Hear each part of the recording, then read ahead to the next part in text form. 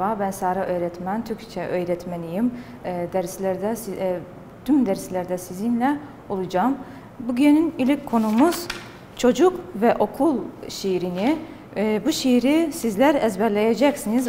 Sayfa 8'de bazı sorular vardır bu şiirle ilgili, onları çözeceğiz. Birinci, şenlik kelimesi. Şenlik kelimesinin tahmin ettiğiniz kelimeler, benim tahmin ettiğim, sizin tahmin ettiğiniz nedir ve sözlükteki anlamı nedir? Burada yazacaksınız. Mutluluk. Bu bizim tahmin ettiğimizdi. Sözlükteki coşku. Çağdaş. Bizim tahmin ettiğimiz medeni. Sözlükteki kültürlü. Hoşgörü. Güler yüzlü. Sözlükteki tahmin ettiğimiz kelime sevimli. Sözlükteki kelime sevimli. Tahmin ettiğimiz güler yüzlü. Yüce, büyük. Sözlükteki anlamı ulu. Değer, kıymet. Sözlükteki anlamı önemli. Neşe, mutlu. Sözlükteki anlamı sevinmek.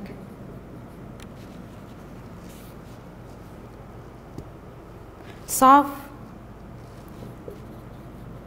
temiz. Sözlükteki anlamı berrak. Aş, pişirilen yemek.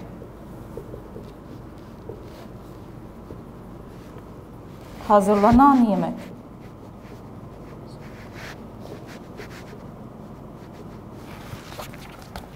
Şenlik, mutluluk tahmin ettiğimiz. Sözlük anlamı coşku. Çağdaş, medeni, kültürlü. Hoşgörü, güler yüzlü, sevimli. Yüce, büyük, ulu. Değer, kıymet, önemli. Neşe, mutlu, sevinmek. Saf, temiz, berrak. Aş, pişirilen yemek, hazırlanan yemek.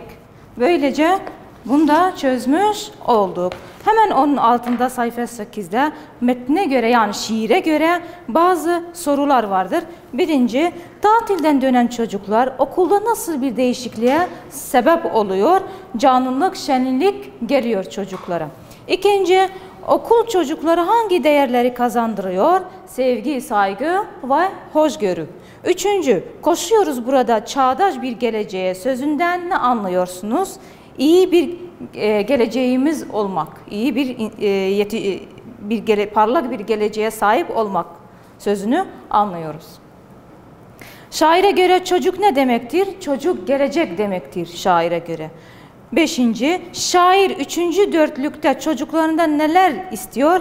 Çocukluğunuzu yaşayın istiyor. Altıncı, üçüncü dörtlükte şair çocukları neye benzetiyor? Şair çocukları güle benzetiyor. Yedinci, şair dördüncü dörtlükte öğretmeni neye, niçin benzetiyor? Öğretmenin çiçeğe benzetiyor. Çünkü öğretmen her zaman öğrencilere doğru yolu gösterir. Tıpkı bir anne baba gibidir. 8. Çocuk ve Okul adlı şiirde şairin asıl vermek istediği duygu nedir? Şiirin ana duygusu nedir? Şiirin ana duygusu öğretmeni bir çiçeğe benzetmek ve çocukları da bir kelebeğe benzetmektir. Yani bir çiçek gibi güzeldir öğretmen, çocuklar da bir kelebek gibi saftır.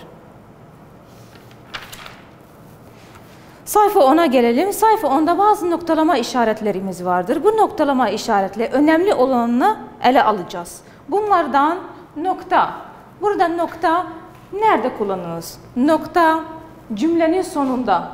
Ben okula gidiyorum. Ben okula gidiyorum. Cümlenin sonunda noktalama işareti kullandık. Ya da kısaltmalarda. Profesör. Kısaltması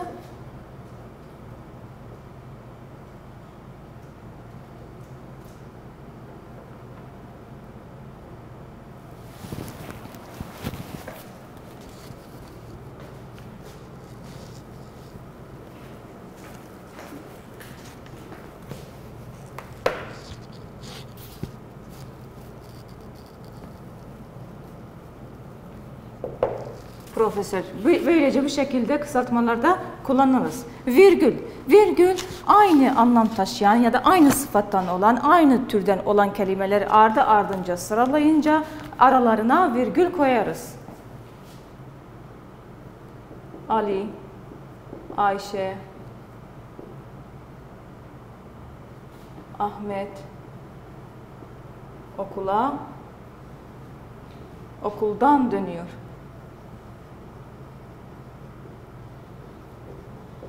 Burada Ali, Ayşe, Mehmet, Ahmet aynı insan yani canlıdır.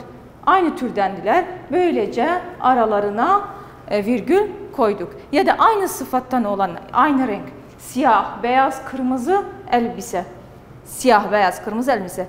Bu renkler hepsi sıfattır. Aynı türdendir. O zaman da virgül arasına koyarız. Soru işareti. Bazı kelimeler vardır soru işaretidir. Neden, nasıl, nereye? Bunlar sonuna kadar soru işareti cümleye koyarız. Cümlede olursa. Ya da bazı ekler vardır. Mı, mi, mu, mü ekleri. Bu da cümlede olursa cümleyi sorulaştırır. Böylece cümlenin sonuna soru işaretini koyarız.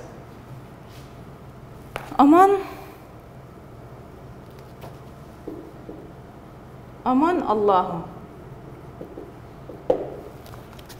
Burada ünlem. Aferin.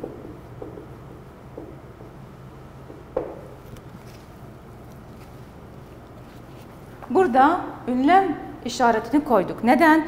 Bir şeye şaşma ya da bir şeyden üzüntü duyma, acı duyma, tasalandığımız zaman ünlem işaretini koyarız. Aman Allah'ım. Burada şaşmış, şaşkınlık belirtiyor. Aferin. Burada da şaşmış, aynı şaşkınlık belirtiyor. Böylece bu cümlenin sonuna ünlem işaretini koyarız. Tırnak işareti.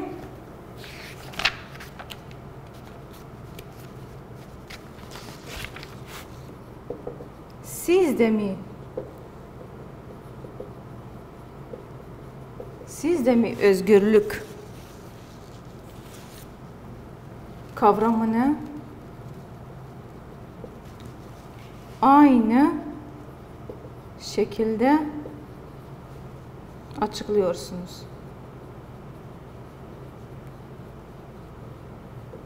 Siz de mi özgürlük kavramını aynı şekilde açıklıyorsunuz? Burada özgürlük kelimesi tırnak arasına koyulmuş bir cümlede bir kelimeyi belirtme ya da bir metinde bir cümleyi belirttiğimiz zaman tırnak arasına koyarız. Tırnak işaretiyle belirtiriz. Böylece tırnak işaretini bu yerlerde kullanırız.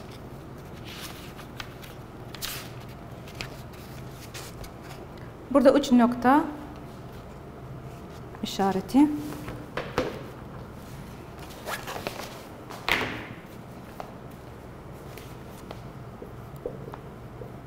Arkadaşlarımla birlikte. Arkadaşlarımla birlikte bu cümle tamamlanmayan cümledir. Tamamlanmamış. Tamamlanmayan cümle yani bu kelimelerden sonra başka bir şey de geliyor. Geldiği için de tamamlanmayan cümle deriz. Üç nokta işaretini koyarız. Yani bundan da sonra cümle gelecek. Kısa hecelerin sonunda, hecelerde kullanırız. Ya da bir satırın sonunda. Örneğin Ali. Bu şekilde hecelediğimiz zaman kısa çizgi işaretini koyarız. Ya da okulu. Satırın sonunda bu çizgiyi koyarız. Satır yer kalmadığı zaman o kelimesini burada hemen altında yazarız. Bu şekilde okulun yanında bir kısa çizgi işaretini koyarız. Kısa çizgi böyle yerlerde kullanırız. Ya hecelerde ya da satırın sonlarında kullanırız. Bu noktalama işaretlerinden bazılarını ele aldık. Noktalama işaretlerinin en önemli olanları bunlardır. Şimdi sayfa 16'ya geçelim. Sayfa 16'da kısa çizgi ne yerine kullanılır? Kısa çizgi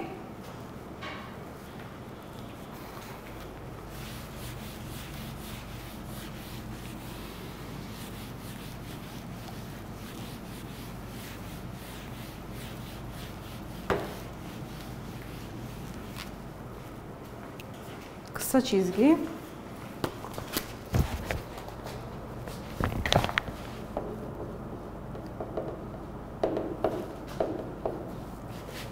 ne yerine kullanacağız?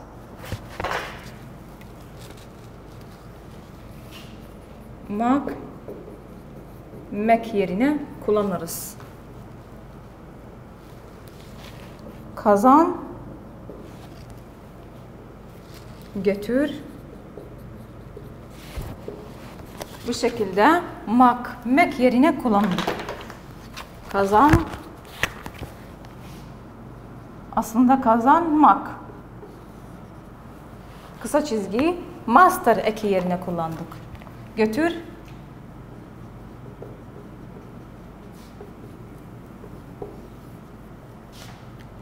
master eki. Master eki yerinde kullandık. Mek eklerini burada kısa çizgi mek ekleri yerinde kullandık. Master eki yerinde kullanırız bazen. Sayfa 17'ye gelelim. Bazı kelimeler bize verilmiş. Kök ve eklerini ayırınız. Kumsal, üzgünmüş, gözlükçü, yazışalım, hızlandın.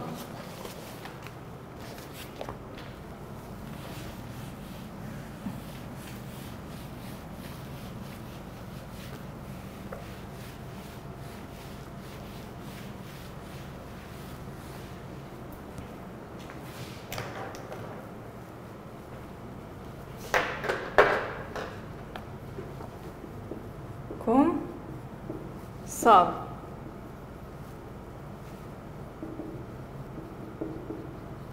üzgünmüş, gözlükçü, yazışalım,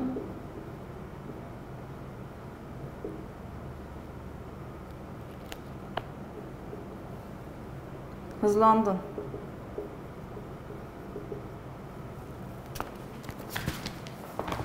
Bunları kök ve eklerini ayıracağız.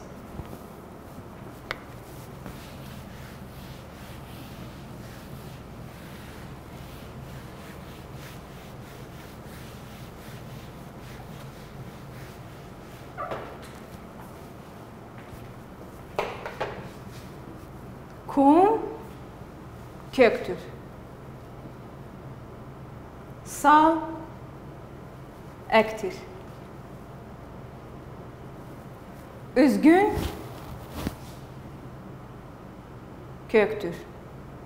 Müş ektir. Burada üzgün köktür. Müş ek. Kök ek. Gözlük köktür. Göz köktür. Lük ektir. Çü ektir.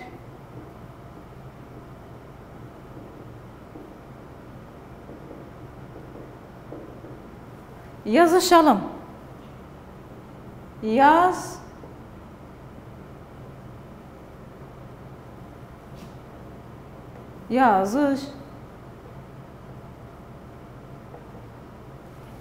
Yazışalım. Yaz köktür. Iş ek. Alım ek. Hızlandın. Hızlandın. Hız köktür. Burada hız köktür. Lan ektir. Dın ektir. Böylece bu soruyu da çözmüş olduk. Aynı hemen altında sayfa 17'de bazı kelimeler var, bazı ekler vardır. Master eki. Burada yazdığım gibi.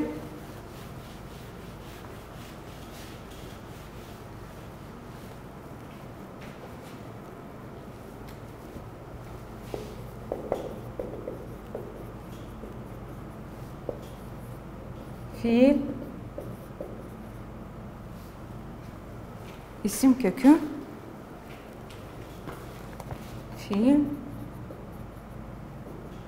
fiil kökü.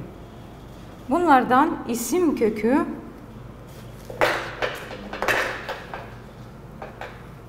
kum, göz, hız. Bunlar isim kökleridir. İsim kökleri üzerine master eki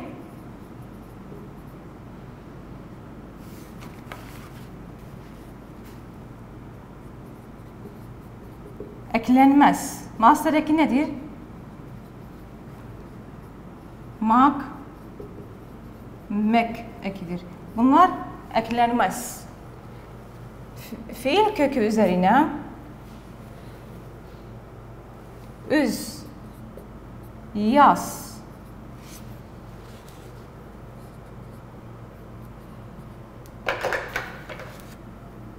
üzmek, yazmak. Fiil kökü üzerine makmek eki eklenir. Yani master eki eklenir. Bu şekilde yazacağız. Master eki. Master ekini de bitirdik. Sayfa 23'e geçelim. Sayfa 23'te bazı kelimeler vardır, eş anlamlıdır. Bazı kelimeler de vardır, zıt anlamlıdır, tersidir.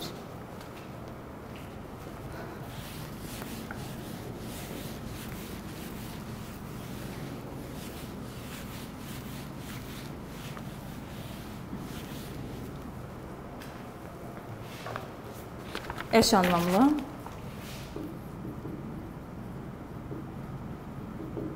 kelimeler,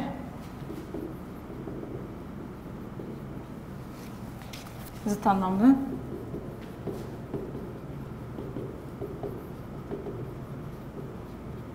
zıt anlamlı kelimeler. Eş anlamlı kelimeler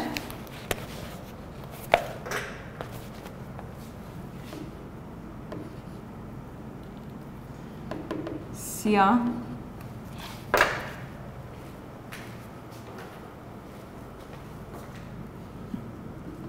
siyah. Eş anlamlısı nedir? Kara. Muallim. Eş anlamlısı nedir? Öğretmen.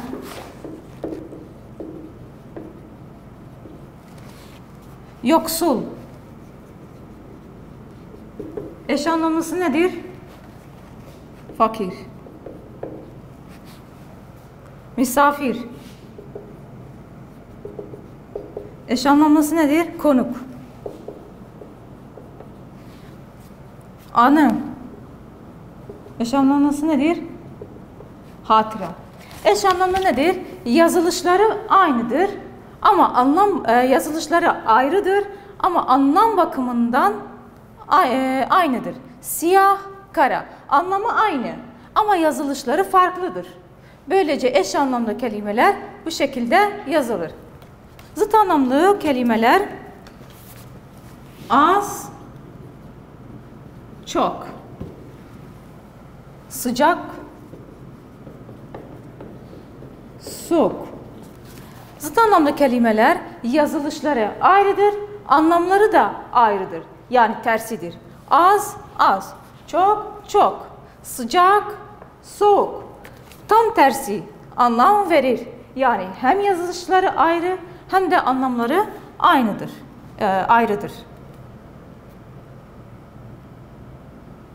Geniş, dar, siyah,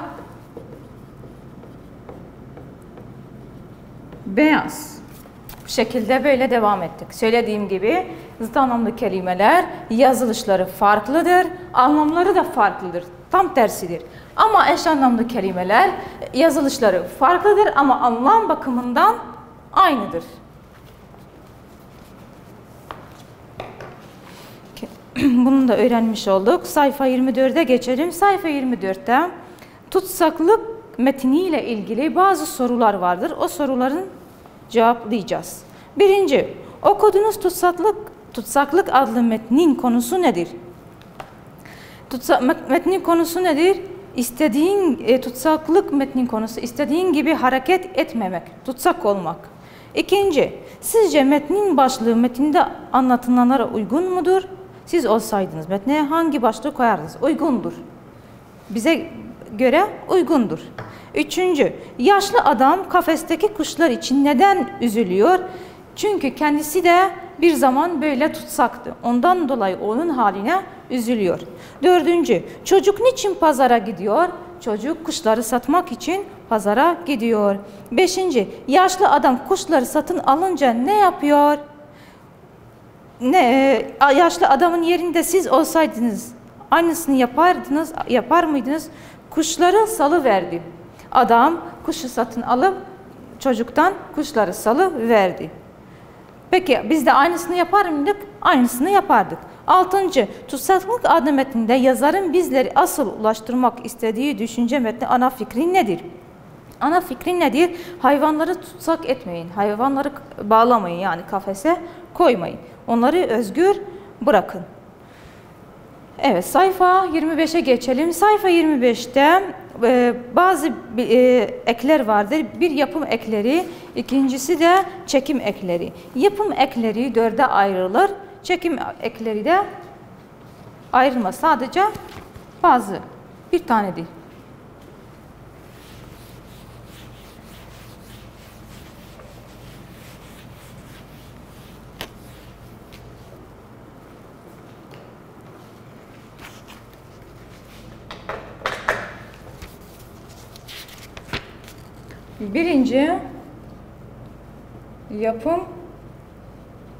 Birinci yapım ekleri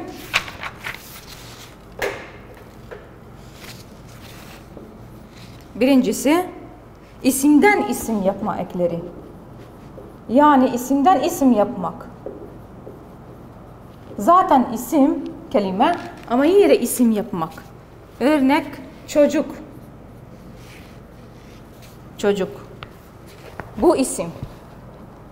Yine isim yapmak için çocukluk. Bu isimden isim oldu. Yani fiil olmadı. Aynı kendisi gibi isim kaldı. İkinci, fiilden fiil yapan ekler. Fiilden fiil. Zaten fiil ek aldığı zaman da aynı şekilde fiil kalır. Ban ekler. Örnek yaş.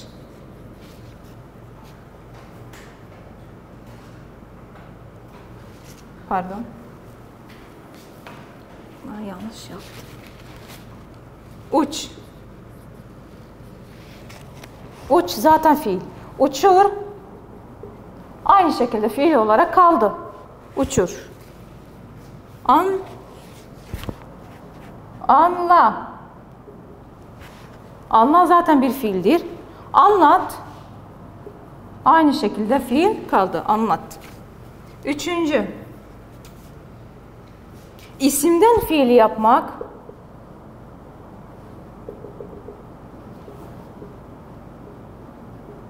İsimden fiili yapmak. Yaş. Yaş burada isimdir. Fiil yaptığımız zaman yaşa. A eki aldığı zaman yaşa, bu şekilde fiil oldu.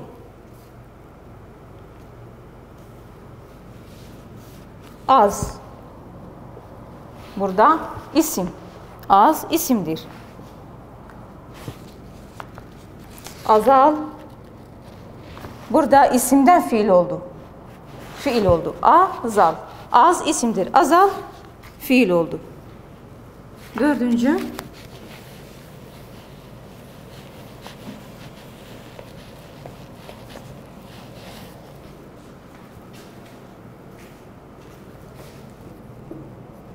Dördüncü, fiilden isim.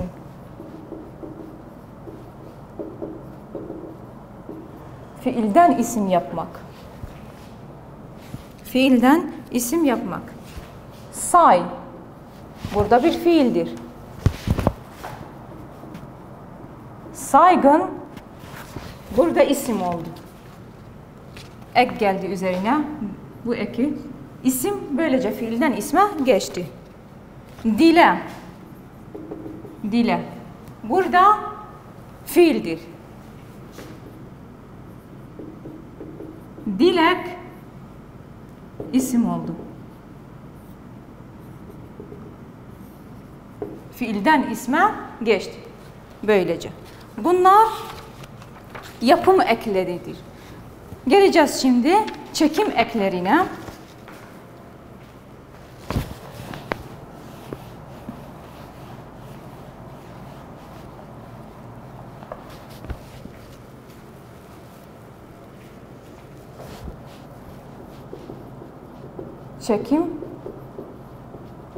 Çekim ekleri. Çekim ekleri burada çocuk, çocuklar.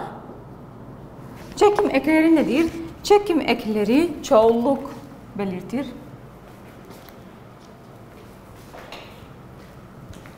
Çekim ekleri çoğulluk, durum,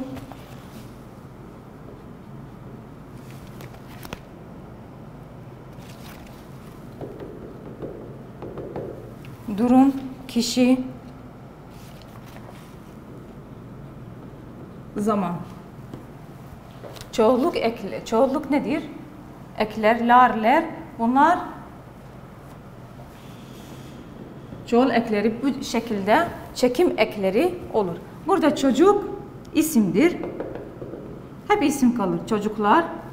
Burada bu şekilde bunlar çekim ekleri olur. Ev, evde. Ev, evde. Burada bu çekim ekleridir. Çekim eklerimiz ta, uyuyor, uz,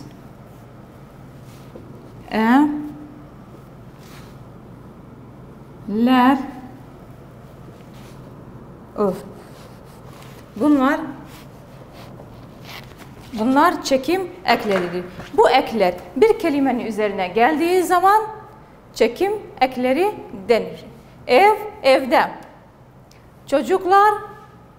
Çocuklar bu eki almıştır. Böylece bunlar çekim ekleridir. Bu derste de bizimle olduğunuz için teşekkür ederiz.